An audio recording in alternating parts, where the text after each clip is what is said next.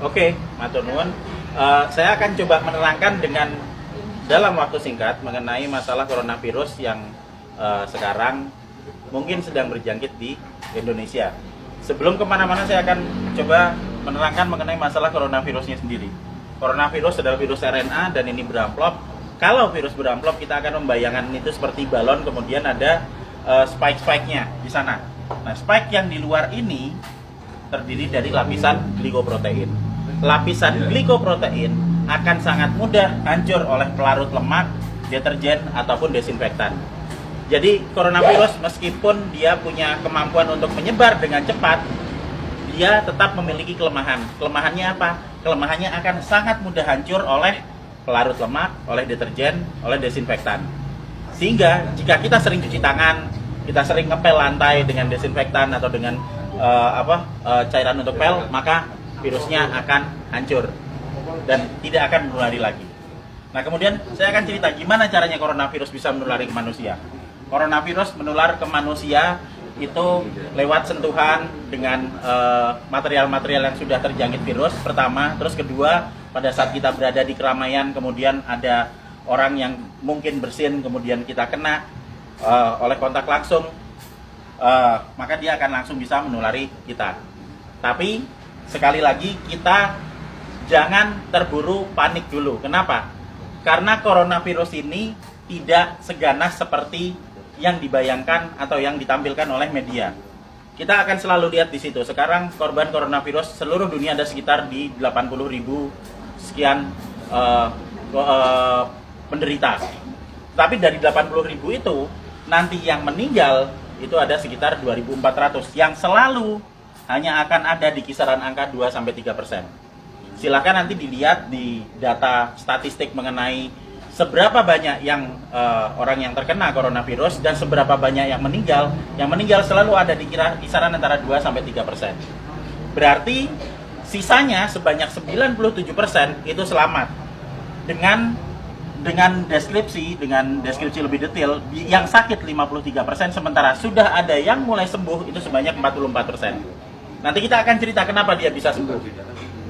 Jadi, begitu coronavirus masuk ke tubuh manusia, maka dia akan menginfeksi sel saluran pernapasan.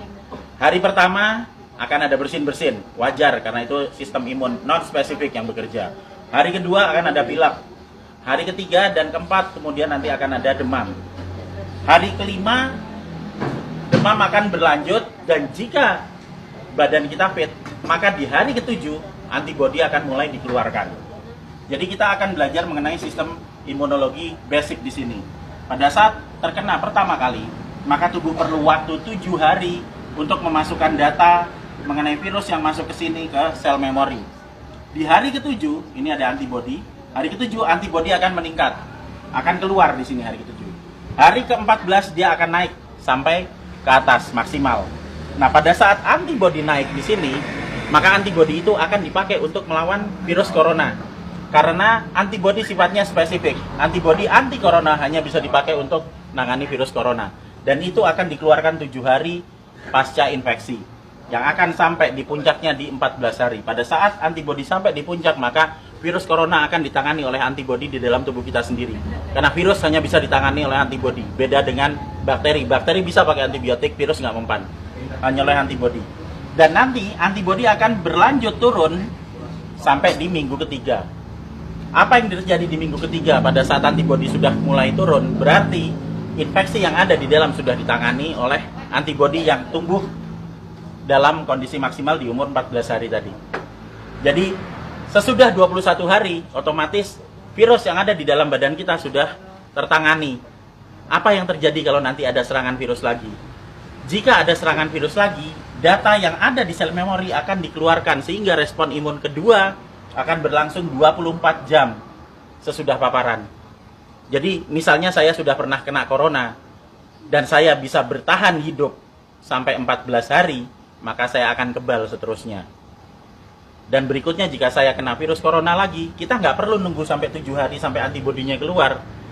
Sekarang kena, maka besok antibodi sudah dikeluarkan. Itu sebabnya 44% orang bisa sembuh bahkan tanpa vaksin karena vaksinnya belum diketemukan. dan masih ada 53% yang sakit yang akan sembuh ngikuti 44%. Karena pola kematian atau mortalitas tidak pernah bergerak dari 2-3% maksimal. Sehingga tidak perlu khawatir, tidak perlu panik pada saat ada wabah corona. Kita punya prinsip penanganan wabah ada 3. Pertama, kita kurangi paparan virus. Gimana caranya? Untuk kita pribadi hidup sehat, sering cuci tangan, jaga kebersihan tubuh, sering mandi. Kalau misalnya kira-kira kita khawatir terjangkit, ya jangan datang ke tempat keramaian yang banyak orang sakit. Dan untuk mengurangi paparan virus ke kita. Nah, untuk kitanya sendiri gimana? Kita bisa naikkan antibodi. Gimana caranya? Dengan mengkonsumsi vitamin E atau C, vitamin E plus C setiap hari. Plus madu. Karena madu bisa dipakai untuk energi, sementara vitamin E dan C akan bisa dipakai untuk menaikkan produksi antibodi. Energi dipakai untuk pembentukan antibodi dari kita sendiri. Dan yang terakhir, kalau sakit jangan keluar. Di rumah aja. Terus kita beri terapi, kita sembuhkan, makan yang benar, kita melakukan pola hidup sehat, sehingga jika itu nanti sakit atau misalnya katakanlah demam, panas dalam waktu 4-5 hari itu wajar, nggak usah panik, biasa aja. Kita hanya perlu memberikan vitamin E, C, makan yang cukup, istirahat yang cukup, nanti di hari ke-7 antibodi kita keluar. Itu juga berlaku buat yang sakit. Sehingga sebenarnya kita semua akan bisa menangani wabah coronavirus ini, asal kita bisa tahu basicnya seperti apa, ilmunya seperti apa, dan yang paling terakhir jangan panik, santai aja, kiamat masih panjang. Jadi ayo kita kerja bareng-bareng, kita tangani bersama-sama, dan gak usah panik. Terima kasih.